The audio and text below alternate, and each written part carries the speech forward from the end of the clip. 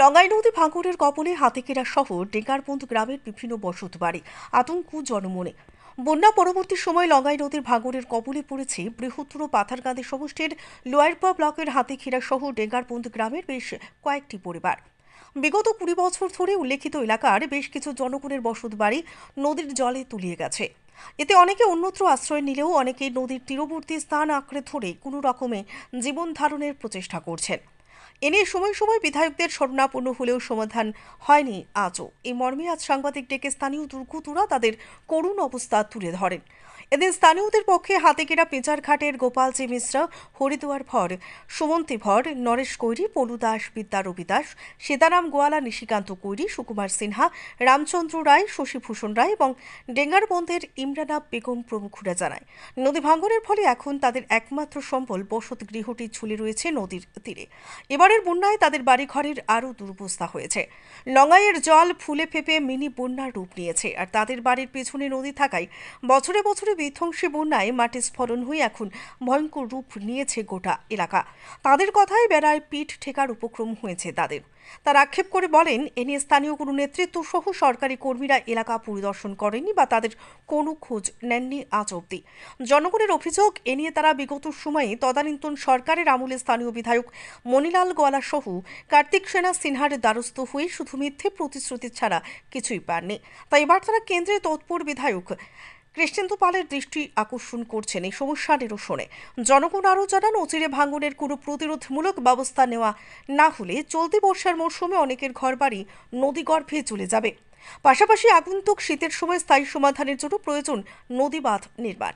বর্তমানে অনেকের বাঁশের ঝাড় সহ মূল্যবান গাছগাছালি নদী ভাঙনে কেড়ে নিয়েছে। এছাড়া এলাকার সার্বজনীন কালী মন্দিরও নদী ভাঙনের কবলে পড়েছে। পরিস্থিতি এতটাই ভয়ানক যে রাতে নিজের ঘরেই রাত যাপন করতে ভয় পাচ্ছেন সংশ্লিষ্ট এলাকার লোকজন। কেননা ঘুমন্ত অবস্থায় যদি ভূমিধস হয় তবে বড় অঘটন ঘটে যেতে পারে, এমন আশঙ্কা তারা করছে তাদের।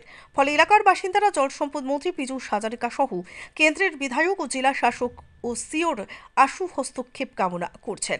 কদমতলা থেকে ভানুচন্দ্রের রিপোর্ট। আমার নাম হলো গোপালজি মিশ্র।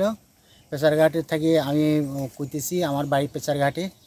আর আপনারা দেখছেন যে নদী এই যে ফ্লাডে কী অবস্থা করছে।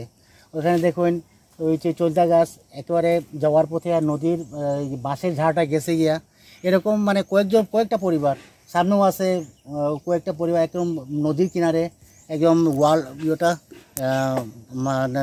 কিনারটা ভাঙি একদম বাড়ির একেবারে দাঁড়িয়ে লাগিয়েছে গিয়া এই অবস্থা। আর বর্তমানে তো স্যার আমাদের মানে যে অবস্থা, ওখানে থাকাও মুশকিল হয়ে গেছে গিয়া এরকম অবস্থা। তো বর্তমানে গার্ডওয়াল যদি না হয় তাহলে তো এখানে থাকাও অসম্ভব। এরকম তো আমার অনুরোধ যে এই গার্ডওয়ালটা এখানে হোক, এইটাই আমার মানে যত তাড়াতাড়ি হয় ভালো, ওটাই আমার বক্তব্য। প্রায় 25 পরিবারের আমরা গ্রামে পেচারঘাটে এই সমস্যা, প্রায় পরিবারের সমস্যাই এরকম। নদীর কিনারে সব বাড়িগুলা, ওই নদীর কিনারে গার্ডওয়াল না দিলে ওই অবস্থা। কিটা নাম আপনার? ওই তো ঘর দরজা ভাঙ্গিয়া যার সরকার তাই তো কিছু পাই না, খবর দিলাম উঠে আমার বাড়ি ঘর ভাঙ্গিয়া নেই আর কি। মাটির ধরছে এবার ফ্লাডে গেছে, আগেও গেছে আমার বাক্কা জায়গা গেছে, জায়গায় কি আর লেখান গিয়া আসছে নদীর মাঝে। আমরা সরকার চাই কিনো সাহায্য চাই,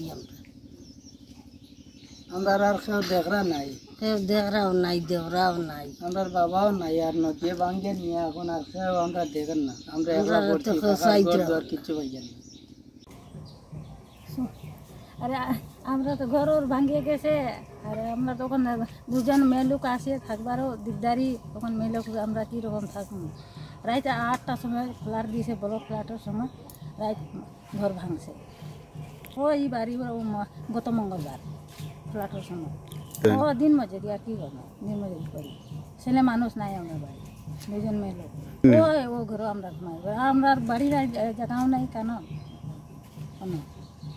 জায়গা, পাট্টার জায়গা কি আছে নদীর? নদীর 3 কি জায়গা গেছে পাট্টা।